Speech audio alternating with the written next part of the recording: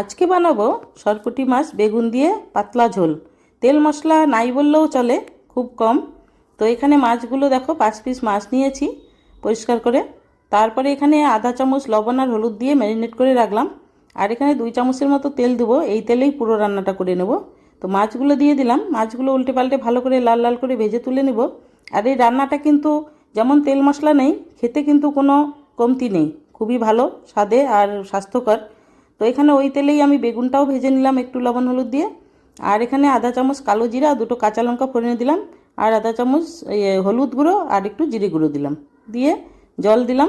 জলটা ফুটে উঠলে ঝোলটা এখানে একটু ঢেকে দিলাম। ঝোলটা ফুটে উঠলে মাছগুলো দিয়ে দেবো, বেগুনগুলো দিয়ে দেবো, স্বাদ মতো লবণ দেবো, কেন কি মাছ ভাজাতে বেগুন ভাজাতেও লবণ আছে সেই আন্দাজ বুঝে। তো একটু ধনে পাতা দিলাম, দিয়ে আরও কিছুক্ষণ ঢেকে রাখবো। হয়ে গেল স্বাস্থ্যকর একটা মাছের ঝোল।